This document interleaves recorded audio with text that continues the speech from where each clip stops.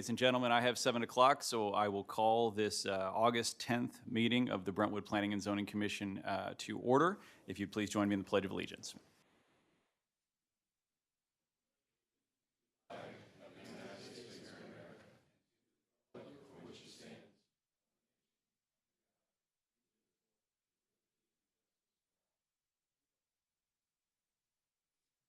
All right, thank you, everyone. Mr. Moran, we're very happy that you're back since we barely managed to get through roll previously, but if you wouldn't mind calling the roll, please. A lot of responsibility. I come back refreshed for this, Mr. Chair. Thank you very much. Mark Favazza. Here. Matt Foreman. Here. Carl Carlin. Here. Jeff Hunt. Here. Lisa Shering. Here. Hart Nelson. Here. Jeff Moore. Here. Leslie Nichols. No. John Nürnberger. No. Sherry Bilderbeck. Here. John Ritter. Here. Tricia Graves. And Paul Moran. We have a quorum, Mr. Chairman. Thank you, Mr. Moran. Next up is the approval of the agenda for this evening. Are there any adjustments or modifications that need to be made to the agenda? Seeing none, any objections to approving the agenda by acclamation? No objections, the agenda is approved. Next item of business, I believe we have approval of the minutes from our July 13th, 2022 meeting. Those have been distributed, along with our minutes from the Planning and Zoning Site Plan Subcommittee meeting from July 27th. So starting again with the minutes from our July 13th regular meeting, are there any changes, adjustments that need to be made to those minutes?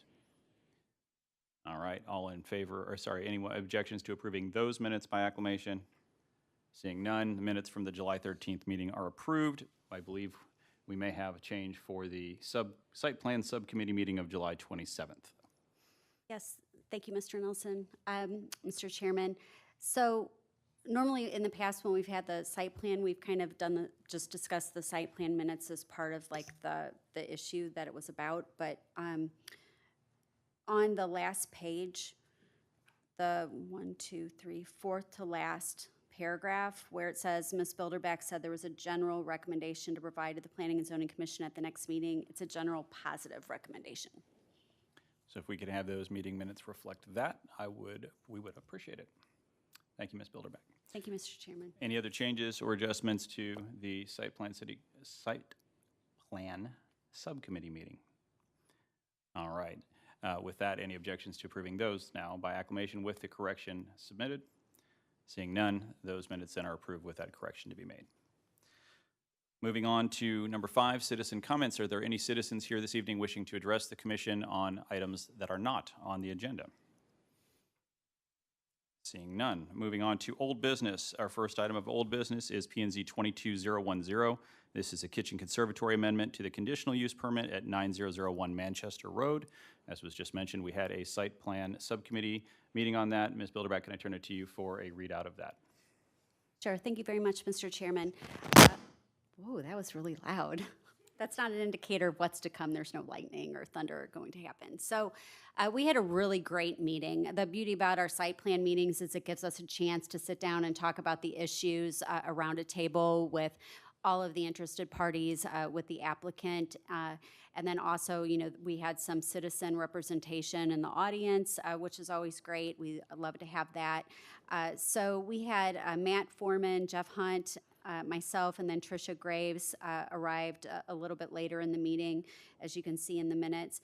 Overall, what we talked about were the same themes that we had talked about at our last meeting, and I know I was one of the ones that had advocated to take this to a site plan review committee meeting, which is not at all uncommon. It's something we've done with complex projects or projects that have had a lot of changes in them or questions, you know, that kind of thing. So we spent a lot of time talking about the building materials in great detail, and I think that you can see, and the applicant will have a chance, of course, to go over all of the changes they've made since then, but some discussions about the way the mortar was going to be handled, the way the joints were going to be handled, the coursing, the size of the particular architectural units, the actual language that would be used to describe these as an upgraded building material, as opposed to what had been our intent in prior developments to phase out, which had been the more typical CMU concrete block material. So I think that that was one of the things we had talked about. We also asked for some sightline. They came in with some of the sightline things we'd asked about at the last meeting. We asked for that for from across the street and kind of from a pedestrian and car vehicle aspect as far as looking at the HVAC screening on the roof. There was some debate about the spirit and word of what the code requirements are as far as it dealt with the vents for the range hoods and that. So that was something that they were going to have additional information on. We were going to talk about that at this meeting, so that'll be one of the things that I think that they've done some things to address, and we'll have to kind of figure that out. And then overall, I mean, it was just a really great discussion. The neighbors were really happy with the changes and everything that had been done there. And the site plan subcommittee had a positive recommendation to bring back to the full commission for this meeting. Thank you, Ms. Bilderback. Thank you, Appreciate Mr. that. Chairman. Mr. Foreman, Mr. Hunt, any other comments? And we do want to hear from the applicant, but since this is the third time it's been in front of the commission or the subcommittee, we obviously want to abbreviate anything we have for this evening, so.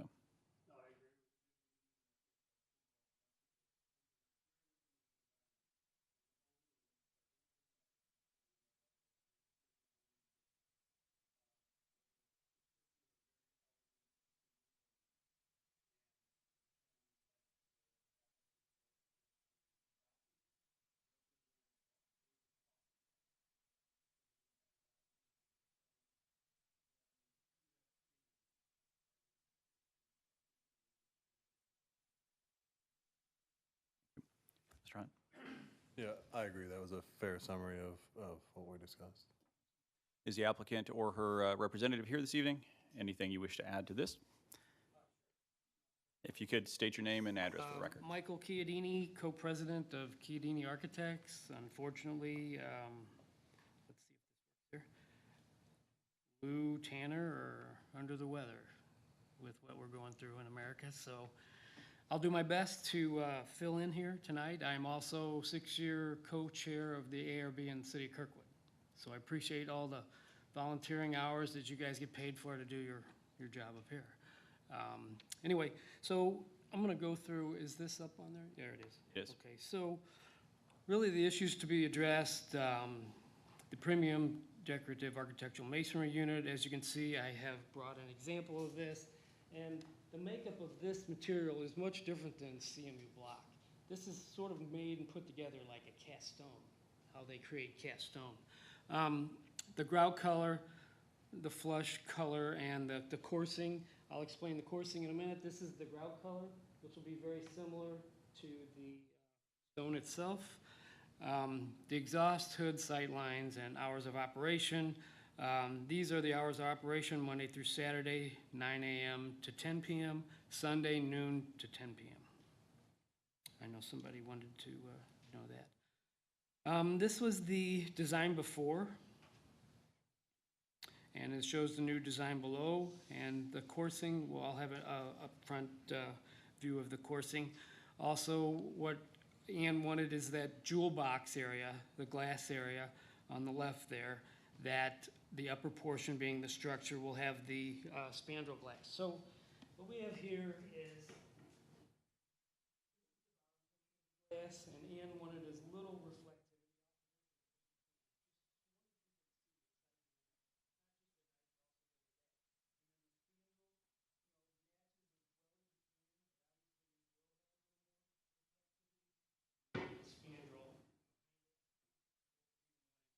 Glass.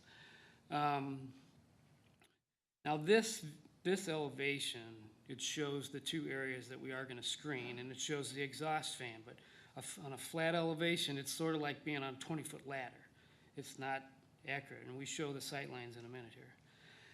This is more of an up-close view of the architectural masonry unit and the glass jewel box. This is the mortar and the glass, as I have down here. This is sort of stating some of your acceptable ordinances or materials, decorative masonry unit, or architectural cement block. It's really architectural masonry unit, and that's what we have. This is an example of a building that has The architectural masonry unit with the different coursings, that actually has 2 or 3 different size coursings on here. This is another one that emulates the stone. This is another one that's actually in Brentwood, and then sort of the jewel box look, an example of that on the right. Again, this is sort of an upfront view of the coursing. We'll go the 4-inch by 16, and then 3 rows of 8-inch by 16, and then another row of the 4-inch by 16. That's the coursing we will use on the architectural masonry unit portion. And those are the north and the east elevations. And the coursing will go all the way around. We're not going to switch back to anything else, even though it's facing the back of the building. So these are some of the sight lines that we took. And with Revit, we're a lot more accurate, and with the help of the civil engineer for the grades and everything else. These are as accurate as you can get for a graphic document. And as you can see, the screening on the HVAC unit on the right, you can barely see some of the screenings we're going to do, but you can't see any of the exhaust fans that are, 3 exhaust fans that are in the middle. And this is, somebody wanted to see the renderings the daytime and the nighttime, but as you can see, with this glass, you'll be able to see in during the day and during the night. And that's what she wanted to show excitement, that things are happening in there. This, I believe, is the old site plan, and Tanner had mentioned that somebody wanted some sort of access from the adjacent building. Are you familiar with that, or? Yeah, there was, with the adjacent property owner, there's a back walkway, so it reflects the discussion that we had to not block off his walkway with the landscaping. Okay. Right, and so we've accommodated that on a site plan later here. This is showing the landscape plan. I know somebody wanted to see that. So here, see my arrow here, where the hand is, that's the access way from the adjacent building, so he can wheel something out and go around to the front is what I believe that he does. And so we've accommodated that back here.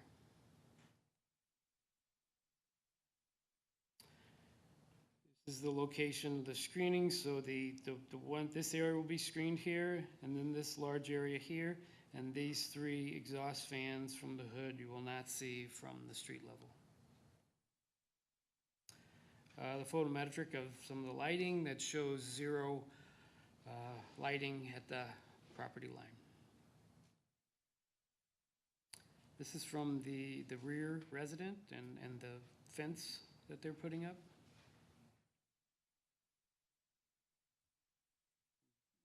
(902) Powell and 9008 Powell from the back.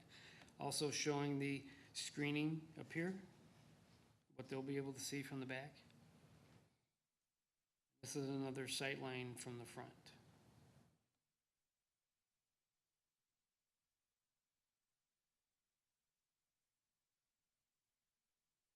The items you see up there is what we are presently screening.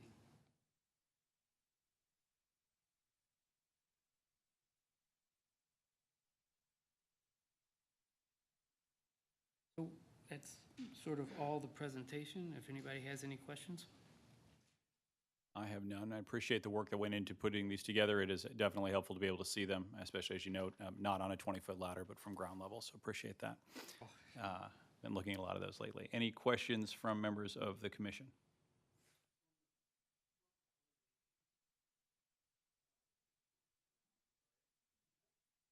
You share. On the front elevations during the site plan review, the 4-inch block,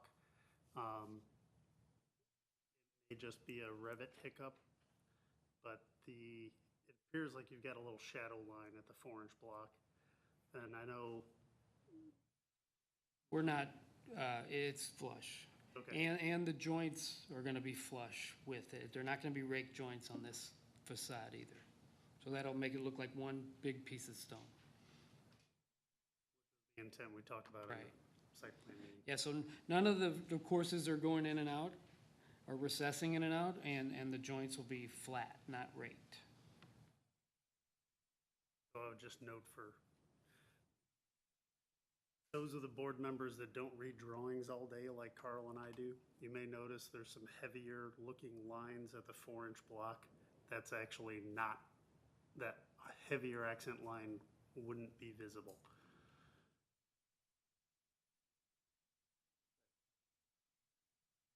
That's a question I had as well. I apologize, I wasn't in any of the previous meetings, so I'm kind of catching up to speed. I can read the drawings, so I'm getting there, but I did notice those same lines. And again, like if you, and I apologize, this is a procedural question because I'm kind of new to the board. Please. I know that some of the more detailed questions are intentionally pushed off to site plan meetings, so I don't want to start down a detail path and then have you guys have to rein me in. But my questions are somewhat detailed in nature, so maybe I ask first, how should I proceed if that's the Should case? ask the questions. Again, if they've been answered already in a previous meeting, then we can note that. But I'll be as quick as I can. So I noticed those lines as well, and, you know, they could be a artifact from the process, you know, just some floor cut lines and things. But I do notice also that, for instance, like the door height right now kind of cuts into one of the blocks, right? The way it's drawn, and you won't do it that way. You'll No. do it so the blocks are level, We'll right? have a full course of block on the top. Right, and so also then that line probably intentionally lines up with the spandrel line, right? You know, so you have a kind of a datum line going through the front of the building, right? Correct. So I think the reason I ask these questions is that when you go for something elegant and simplistic like this, which I think is what your intent is, now it's like any, like, you know, modern art museum, like the devil's in the details now, right, you know? So I immediately go to those places that Matt's referencing, right? Like, you know, I know that that door will actually be down a little bit. I see those lines, and they actually look kind of intentional, frankly, and we might differ from the, you know, again, I'm coming to this fresh, but I probably would have preferred to see that, actually. You know, so, Well- because I feel like it's a pretty Right. austere presentation, honestly. And I think that can be done, and I think you're probably close to doing it. For my own purposes, again, apologizing for missing the previous site planning meeting, I probably would have talked about that more in that meeting, because I think the renderings actually show it when you get a distance out from the building, like to Manchester, everything, the detail just washes out, right? And so now you just have kind of like a gray mass, right? And so that's one thing. So I'm not sure, I'll put that out there now. Maybe there's something we can talk about. Maybe it's too late, I don't know. But it is a little austere, I think, possibly beyond the point of austere that maybe you intended. So, and then I'll say, We don't want to detract Yeah. from the jewel box, which Right. is her pride and joy on the left. We don't, that's their, you know, that's the focal point. You know, night and Agreed. day And- is that the glass and then, area. and the evening rendering definitely sells that quite compellingly. And I believe me, I'm behind the vision, I understand. The examples you showed, right, especially the first one, right, you know, from a distance, you can actually make out, you know, that there's a pattern there, right? And I think that helps kind of bring it across. And I'm afraid that from a distance with this, you won't make out that pattern, right? Well, you'd be shocked. I think you're still, as you can see on the right side here, you'll be able to see some of that from the road. It's, you know, it's not going to be hidden and look like one piece of, you know, the same color. Now, we are trying to match the color as best we can to that, but, you know, with the darker flakes in here, you will see some of that coursing from Manchester Road. So it won't be, you know, as plain as you might think. And understanding that it's been discussed before, like it's, you know, I'm catching up to speed. One other thing, is the signage part of this package or is it a separate package? That will be, they will either have to meet the current sign regulation code, which is then just reviewed at staff level, or they will come back through for a comprehensive sign plan at a later date. So I did go back and, I apologize, I did go back and review the previous submissions. So there was the initial, which had the round thing, and then there was another version. And I think in all of those versions, and again, knowing that there's history here that I wasn't part of, the signage seems pretty integrated to the overall design, right? And I think that was pretty key to the success. And this one, I'm a little bit, you know, it makes me a little nervous to think that the signage is being handled somewhere else when this building is so simple, so direct, that the signage is going to become an integral part of the expression of this building, right? Like it's not going to be an afterthought, it isn't a secondary thing, it's part of the expression, like critical part. So I don't know how that works, but I don't think handling it as a separate thing is a wise way to proceed. Just out there, so.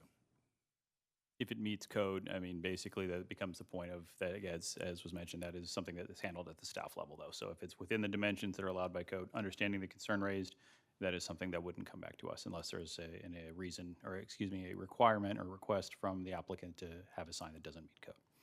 Sizing, and code is primarily size. size and location. Sorry. Yep, Ms. Bilderbeck. Thank you, Mr. Chairman. So picking up on that directly, obviously, Mr. Chairman, you addressed the sign issue. On the aspect about the lines and the definition and all of that, it was a long site plan meeting, and we talked about that at length. The vision of the owner, who unfortunately couldn't be here this evening, who spent the entire time at our site plan committee meeting, her dearest vision is that it be the appearance of a granite wall. So she really wanted to minimize anything. You know, we talked about shadows, we talked about recesses, we talked about changing the way the coursing was laid and different things like that, and we talked about the joints as the applicant has talked about. And ultimately, in the end, the site plan committee felt that this would be, with the coursing, that it would be sufficient enough to address the concern on particularly as a precedent-setting level going forward with future developments that might come in with different types of material proposals, adding enough to it that it would be more than just like a plain wall, and to forego any of those variations and just to stick with the coursing. So that was the ultimate recommendation, from the subcommittee. There were difference of opinions on various aspects of that. In the end, weighing the pros and cons, as the subcommittee discussed that at length and went over all of these pictures and different structures and the history of Brentwood architecturally and all of that in our developments, it was felt that this would be sufficient to provide that definition to make it different, because I was concerned about that at the last meeting, and I think you'll read some of my comments in the site plan subcommittee meeting about my general thoughts on the simplicity of the structure. But given the direction that it's going, the subcommittee felt that it wasn't necessary, and the applicant owner felt very strongly that it would detract from the modern appeal that she was going for with her building. So. Thank you. So in response to your signage, Ann's paid a lot of attention to this building, very contemporary look, and believe me, the signage is not going to be forgotten. In the city of Kirkwood, I review signage and buildings together in one meeting. With this font, it looks like a very contemporary type of font. We're not going to go overboard, but it needs to fit in with the building, and this sort of font, simple kitchen conservatory look is very contemporary with the rest of the building, I think. Just one other comment. Yeah, so I know in the last meeting I attended, we had another project. It was the vet hospital, I guess, and that one presented with sort of a plain masonry facade, right? It was just straight brick, and in that one we made the comment that some kind of soldier coursing or something would help, right? And I think we voted on that as a board, and I think that was an improvement. So this is a different building, different concept, but I still think some of that, just to mention to the board, I think some of that still applies. Like, I feel, I'm actually in favor of the modern look. I actually prefer it, honestly. I think this is an improvement, just that's an opinion, not a scientific thing. But I do think that there's I see those lines that were not intentional, and I feel that they could have had intention, and I wish they did. So I don't know where to leave that, but you described the situation, I think, sufficiently, so thank you. Thank you, Mr. Carlin. Any other commissioners with questions for the applicant? Ms. Bilderbeck. Thank you, Mr. Chairman. This isn't a question so much as an observation, and tying back into the site plan committee report. So, we were looking to and our city planner has put this great information in here as far as our mechanical screening requirements. So our goal was to make sure that we met, the spirit of our ordinances, obviously, and our requirements. And the whole idea is to screen mechanical equipment. It's also the idea that you want to screen only mechanical equipment that you can really see, because the whole point is to screen it from view. And the concern that the applicant and the subcommittee had at site plan, and I think this also would come up in discussions at our last meeting of the full planning commission, was that if you screen them, you draw more attention to them. So the concern was that you'd end up with lots of different screening on the top, and it wasn't really feasible to, build a parapet wall and screen the whole thing, like with the style of, and the way that the building was. So when they put together these additional sight lines, I feel comfortable after having seen that they've addressed that without those hoods being screened. Like, I think it would draw more attention to them if they were to be screened. So I'm just gonna put that out there, that I think that that those sight lines satisfied at least what I understood to be the subcommittees, and they can speak for themselves, but their feelings on that and kind of addressing the issues that we talked about at our last full commission meeting. Thank you, Mr. Chairman. Thank you, Ms. Bilderbeck. Any other questions from commissioners? Briefly, anything from planning? Whitney Kelly, on behalf of the city of Brentwood. I did not do a PowerPoint, as it was. We've seen this. We've seen this. Yes. But I did, so I'm happy to answer any questions. I only point out that the prior two ordinances that approved the site plan for this specifically referenced their renderings, which is why this is coming back as a new conditional, as an amendment or as a new conditional use permit. And part of your review is the aesthetic of that. So that's what our main discussion is. It is carrying forward the prior approval requirements of the cross-access at a future date to the east, and all of the other requirements of the site that were previously approved in the initial review. So. Since I do, thank you. Appreciate that, Ms. Kelly.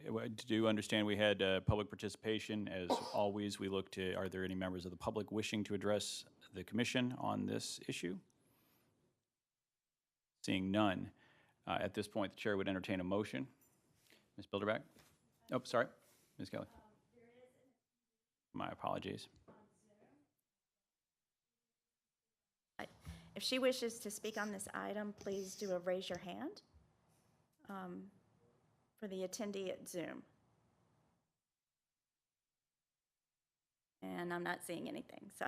At this point, however, in the pandemic, I need to remember to check my Zooms. So, all right, thank you. Ms. Bilderbeck. Thank you, Mr. Chairman. I would like to make a motion to recommend approval of the plans that have been submitted for our review this evening, and the presentation August 10th, 2022, that's dated 2022. And then with all of the conditions that are outlined in the staff memo dated August 10th, 2022, as far as the conditions for this application. And I don't think any additional ones are needed based on our discussion this evening. So I would recommend approval to the Board of Aldermen of this application, referencing these documents here tonight with the conditions listed in the staff memo dated August 10th, 2022. We have a motion. Do we have a second? Seconded. Second by Mr. Moran. Any discussion? If not, move to a roll call vote, please, Mr. Moran. Thank you, Mr. Chairman. Mark Favazza. Yes. Matt Foreman. Yes. Carl Carlin. Jeff Hunt. Yes. Lisa Shering. Yes. Jeff Moore. Yes. Sherry Bilderbeck. Yes. John Ritter. Yes. Paul Moran, yes. That's passed. Mr. Chairman, thank you very much. No, Thank you, Mr. Moran. Appreciate the effort and work that went into this. I know we've been working on this, or you've been working on this for a very long time. We've been looking forward to seeing this project as well. Can't wait to see it, and I look forward to demolition and then construction. So thank you very much. Appreciate it. Moving on to new business. Our first order is P&Z 2212, a minor subdivision review, preliminary and final plat to create two single-family lots for new residential construction. This is at 2339 St. Clair Avenue. Is the applicant here. Just as a reminder, as I often do, I know we've got some new folks, this is a ministerial decision on our part. Basically, if this meets the requirements of our ordinances, then that is basically we are required to move it forward. So just wanted to make sure. Good evening. If you could state your name and address for the record, please. My name is Doug Cohen. I'm the owner of Douglas Properties, current owner of 2339 39, I think. That's St. it. Clair. And we are here to subdivide this property into 2 buildable lots. My address is 1025 South McKnight Road. And I've got my engineering team here with me to answer any questions that you all may have.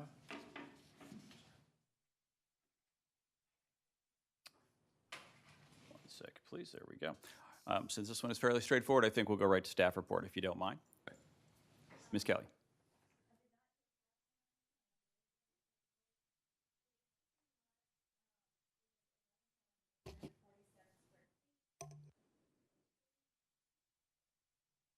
Sorry. Whitney Kelly on behalf of the city of Brentwood. The existing lot is 11,847 square feet and actually consists of a former alley that was recently vacated, and half of that alley was granted to this property. They are creating 2 single-family lots in the B zoning district, and they meet both of the minimum standards of that zoning district, and therefore we recommend approval. Thank you, Ms. Kelly. Any questions for planning? Fairly straightforward. Do I have a motion to approve this application? I move to approve the lots 7 and 8 of Park Ridge and the northern 7.5 feet of that portion of the 15-foot wide vacated alley for the property addressed at 2339 St. Clair Avenue. Preliminary plat, and recommend approval of the final plat as presented in the staff report and drawings reviewed at the August 10th, 2022 Planning and Zoning Commission meeting. Motion by Mr. Favazza. Do I have a second? Second by Mr. Moore.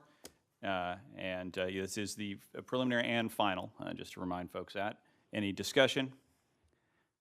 Roll call vote, please. Sorry, apologies. That is a very, very good point.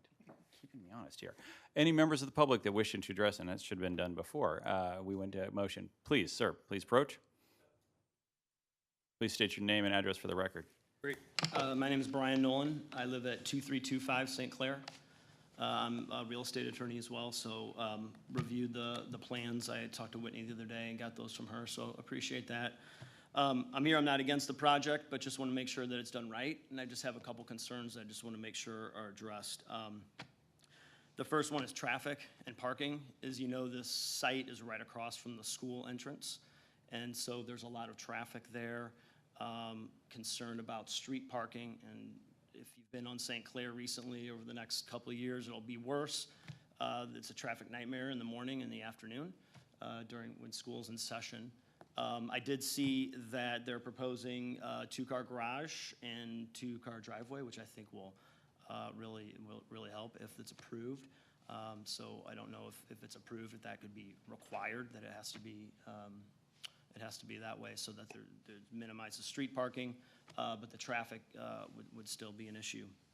My main concern, though, is the water drainage and the runoff that this will cause. Even before we had the storms 3 weeks ago, we get a lot of rain in our yard, so we are, I guess, 3 houses down from this property, and we are downhill. There is a lot of runoff that comes in from the top of the street as well from Parkside. It continues down towards White Avenue. Maybe the engineers can help. I'm not an engineer.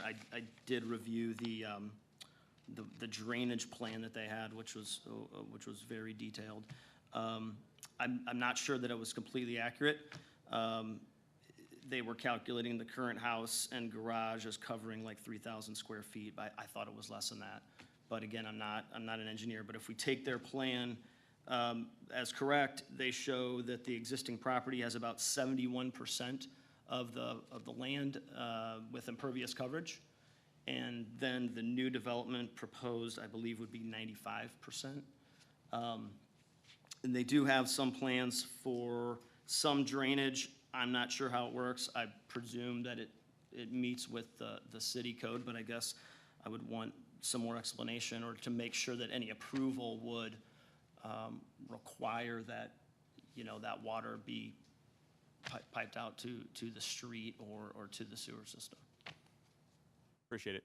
I will ask for planning, so two things that I think I've heard: parking, the other is drainage. For parking, I don't believe, since this isn't a conditional use, so we have the ability to require garages to be built. I don't believe that's something that we can do in our ordinance. But drainage is something that we have obviously addressed frequently.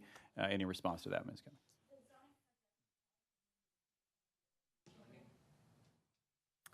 Sorry. The zoning code does require that for any new single-family residential, that at least 2 parking spaces be provided.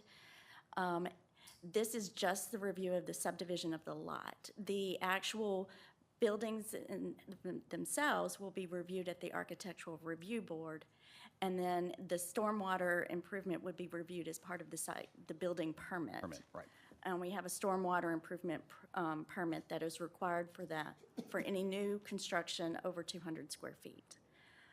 So all of those are reviewed under separate review, and not at the Planning and Zoning Commission at this time. But those would be reviewed separately, and any, as part of the building permit.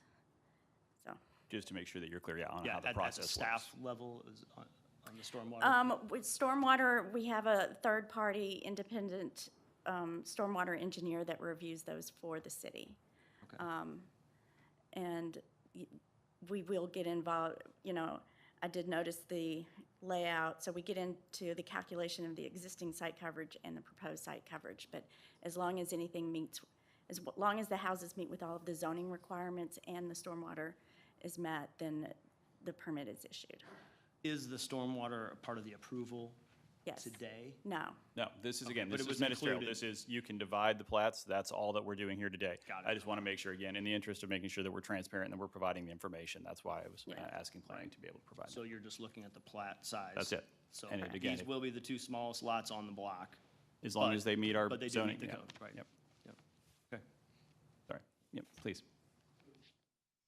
Comment strikes home. You said we can do 2 houses as long as we do them well. Right. I'm also the chairman of the Architectural Review Board. What I'm Oh, seeing in this. Very professional, all right. So what I'm seeing in the preliminary are 2 floor plans for basically matching side-by-side houses with 2 garage fronts. I would urge you to review the street fronts, the builder. I would review the street front on the rest of the block and look at the context and the massing of the other houses. We're trying very hard throughout Brentwood not to build homes where the garage is the most important thing you see on the front. And also, what I'm seeing are 2 identical footprints next to each other, and there's nothing else on this block that is a builder-grade house that matches down the rest of the block. So these are more, I do want to make sure, like plats. yeah, I do want to make sure that we, again, I want to make sure we get information out to citizens who address us, but this is just a ministerial effort, and I do want to make sure that we focus on this and leave the other conversations for the appropriate venue, so. All right. Okay. Thanks. Thank So again, I would just want to make sure you take away that there are reviews of this, and there will be other reviews, especially when it comes for ARB and others. But yeah, for this, it is just a ministerial of the division. Thanks for your time. Thank you, appreciate it. Any other members of the public wishing to address us on this issue? All right, we've got a motion, we've got a second. Roll call vote, Mr. Moran, please. Mark Lefezza, Yes. Matt Foreman. Carl Carlin. Jeff Hunt. Yes. Lisa Shearing. Yes. Jeff Moore. Sherry Billeback. Yes. John Ritter. Yes. Paul Moran, yes. It's passed unanimously, Mr. Chairman. Thank you, Mr. Moran. All right, appreciate that. On into the next item of new business. This is 2214, and revised exterior elevations for the renovation of the building at 2428 South Brentwood Boulevard for St. Louis Cremation. This is the office use only. This is something that we have looked at before. Is the applicant or a representative here this evening?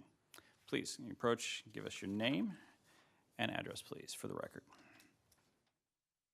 Hi, Robert Sroat. I'm architect and owner of Sroat and Company Architects at 2900 South Brentwood Boulevard, right down the street.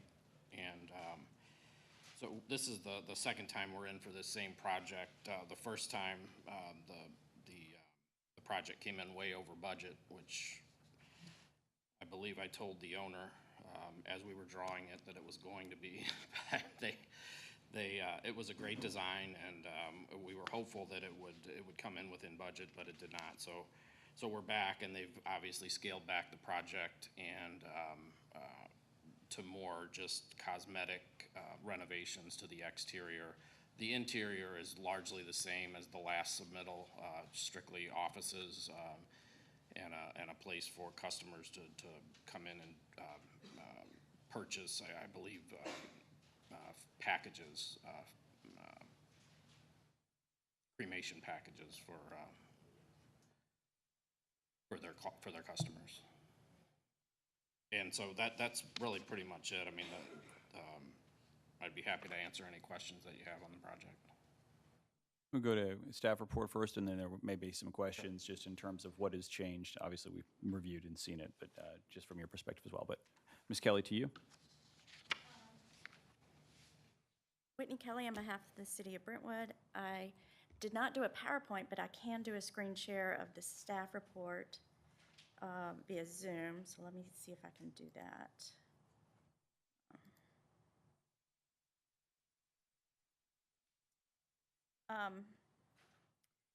This did get approved again earlier this year, as you are aware, and because of the ordinance specifically referenced the elevations, I felt it was important to bring it back to you tonight because it also had references to certain requirements regarding the existing pole sign and parking with the property to the north.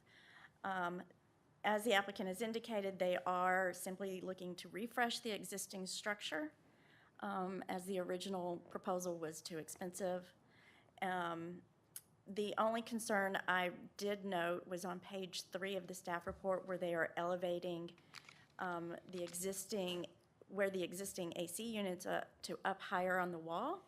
And given that the architectural standards does say that if mechanical HVAC equipment is installed on the roof, in this district is visible from grade level in residential areas or is visible from Manchester Road, then it should be screened. It wouldn't be visible from Brentwood Boulevard, but it is closest to the residents, but it is also a pre-existing site that's largely being used as is.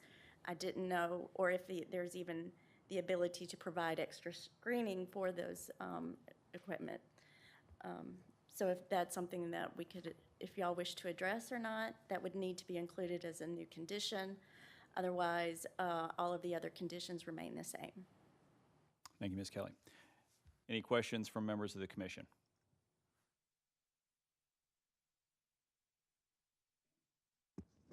So essentially, you're leaving the entire existing facade and painting. Painting, tuck pointing, that's the majority of the work, yes. New roof. Landscape.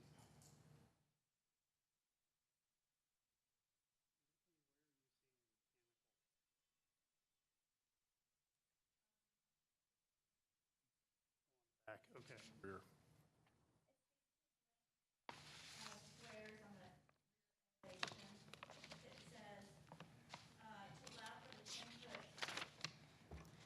It says to allow for the 23-foot drive, hang the AC units on wall with appropriate support brackets. So they're being moved up to allow, the code requires that two-way drive aisles have a minimum width of 23 feet, so they're trying to accommodate that width and moving the AC units higher up on the building. So.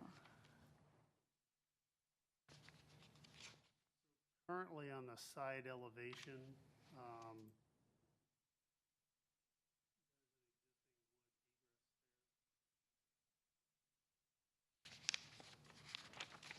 Wood? Did you say wood egress? Okay. on the current property right now, that I'm not seeing the elevation, and I'm wondering if that egress door needs to remain. Wood stair is You're not, it's on the elevation. The north. sorry, I was looking at the staff report, not the full submittal. I'm pulling up the revised, all of the different elevations, yeah. Hold on. Yeah, the north elevation still indicates that stair and egress door. Sorry, I was only looking at the staff report. My apologies.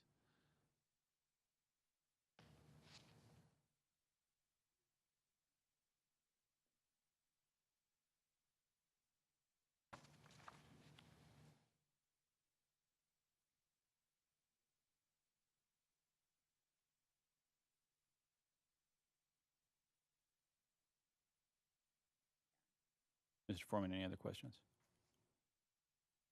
I apologize, I mean, this is not Mr. Foreman, but I actually don't find that document, so if it's gonna show up.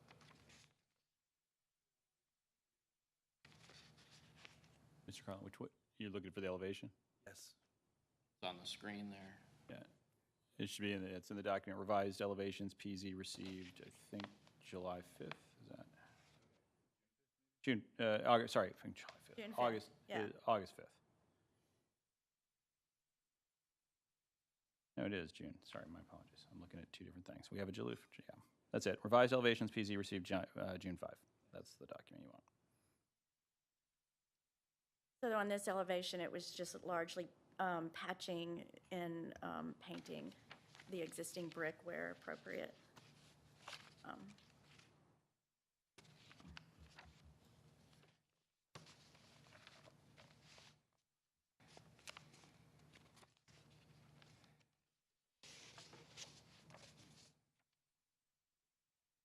And you can also see on the next page of their submittal, they have photos of the existing site that show the existing HVAC units were at the ground level, so.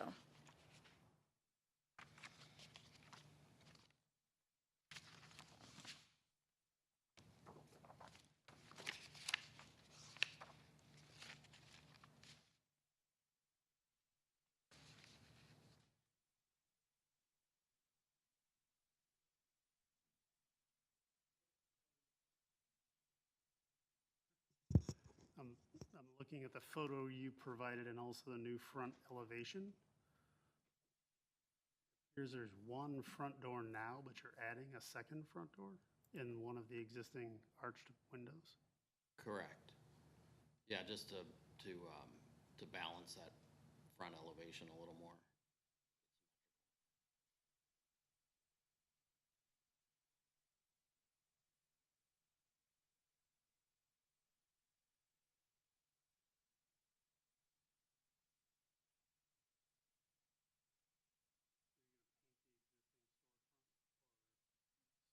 That door, the existing front door remaining?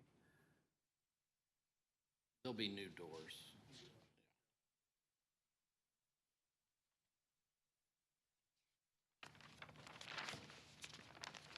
Black frames, okay, thank you.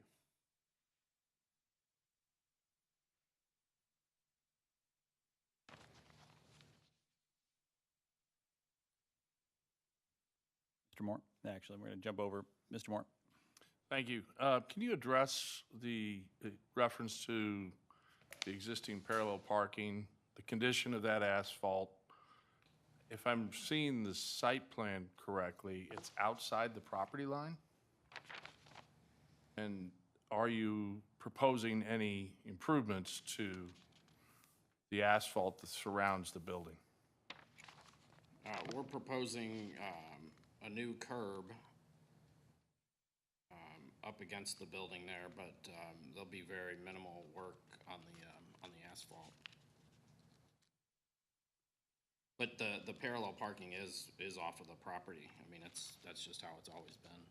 It's in the right of way, I believe. There's virtually no parking on the specific site. It's just a non-conforming site. Do we know who controls the existing parallel parking that's referenced on the site plan? Ms. Kelly? That is in the city's public right-of-way. They are including a new curb that's just inside of their property line because the code does require that there be a wheel stop or curb for any parking. So that is, we did see, where they currently just have the individual thing, a continuous curb we saw as an improvement, but the rest of the actual parking is within the city's public right-of-way. And given that it's a pre-existing site, they're usually using largely as is. And they do have an agreement with the church to the north to provide additional parking when needed.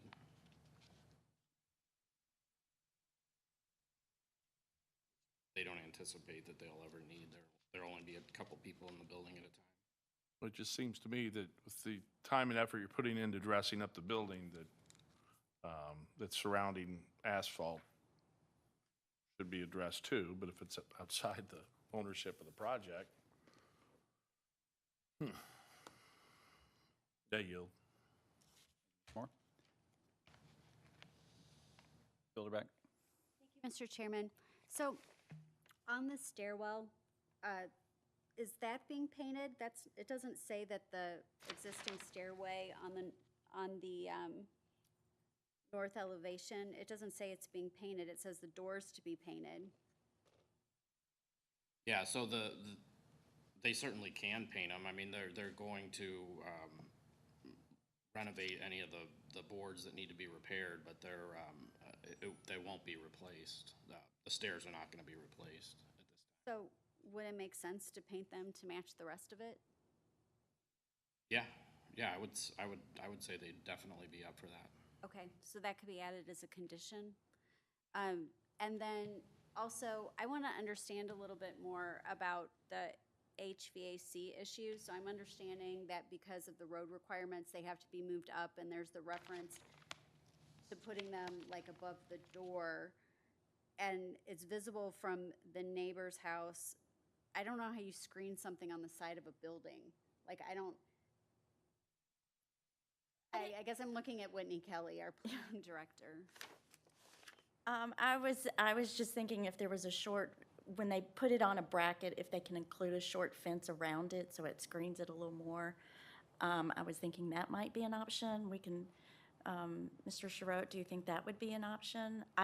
Yeah, I mean, I think we could probably figure out a way to get a screen there. Maybe it's a larger bracket that would support a screen as well as the AC units. Something that would blend in with the building. Yeah. Like more. Yeah, at least the same color, right? Yeah. And the screening would help dampen the sound of the unit, yeah. Because commercial units are generally bigger than residential units, and we know that residential units can sometimes be loud, especially when they're older. So those would be two things that I would definitely be in favor of. I just wasn't sure how it will work on the side of the building, so thank you, Mr. Chairman. Thank you, Ms. Bilderback. Other questions from the commission? Mr. Ritter? I guess back to the AC units and talking about the asphalt repair, that having to be a drive and needing the 23 feet, are you going to be demoing out the concrete platforms that these old AC units are on and patching that asphalt? I'm sorry, what was that? So the 4 units that sit on the back of the building now Yeah. have poured concrete bases? Uh-huh. So you're going to be demoing them out and then patching that asphalt to make it flush? Yeah, I would definitely say that in order to maintain that 23-foot clearance, we would have to have that leveled out. And I guess the other question, is there a height requirement with that 23 feet for overhead clearance as far as vehicle coming through and hitting it? I'm not aware of any height requirement. Generally, when I've seen it before, it'd be 7 feet, so I think these would be sufficient. But in a drive, though? Since it's in a drive easement, or, 7 foot, I have a I would guess that we would commercial wanna- vehicle that'll hit it. Yeah, we would want to get those up to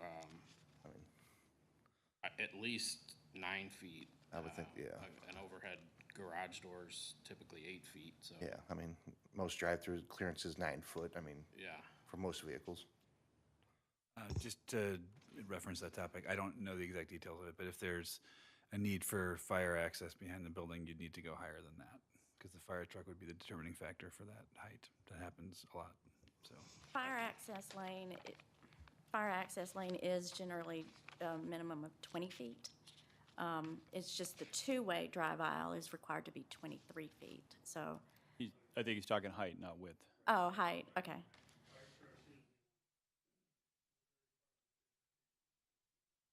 Okay. Yeah, but if we've got that extra 3 feet there. Yeah, to if play they have with. an extra 3 feet on either, yeah.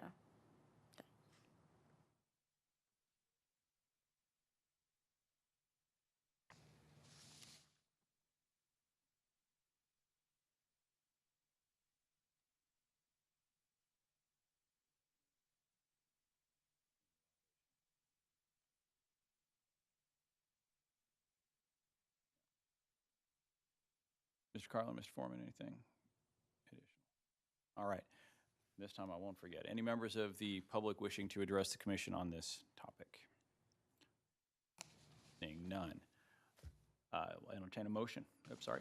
Make Sir. sure there's Oh, Zoom. online. Yep, we do have. My apologies. Thank you. Really isn't that hard. If any attendee online wishes, there's a raise your Raise hand your hand, function. Yeah. And I'm not seeing anything. Okay. All right. At that point, Chair would entertain a motion at this point. Just to clarify, we do need to include the 2 conditions that Ms. Bilderback had recommended, which is painting the stairwell to match the door and/or the building, and screening of the AC equipment. Yeah. Ms. Bilderback. Thank you, Mr. Chairman. I would like to make a recommendation that we recommend to the Board of, or motion, that we make a recommendation to the Board of Aldermen for approval of this application with all of the conditions that are included in the staff memo dated August 10th, 2022. In addition, that the air conditioning units on the side of the building both be screened with the material to blend in with the facade of the building, and that the existing stairway also be painted to match the door or the building. We have a motion. Do we have a second? Seconded. Second by Mr. Moran. Any further discussion? Seeing none, roll call vote, please. Mark Favazza. Yes. Matt Foreman. Carl Carlin. Yes. Jeff Hunt. Yes. Lisa Shearing. Yes. Jeff Moore. Yes. Sherry Billerbeck. Yes. John Ritter. Yes. Paul Moran. That's unanimous, Mr. Chairman. Thank you, Mr. Moran. Thank you, Mr. Throat, for your presentation. Look forward to getting this done. Thank you. Moving on, that's all the old and new business we have. Next item is aldermanic report. Seeing only the mayor, no aldermanic report. Planning Director's report. Ms. Kelly. So we do have 2 applications for the next meeting, so if you could mark your calendar, that is September 14th, I would appreciate it. Thank you. Appreciate that. Thank you. I'm glad that we are continuing to see business in the city of Brentwood. Any other items from the commission? If not, I would entertain a motion to adjourn. So moved. Moved by Ms. Bilderbeck, second. Seconded. Second by Mr. Favazza. Paul was too slow. We stand adjourned. Thank you, everyone. Appreciate it.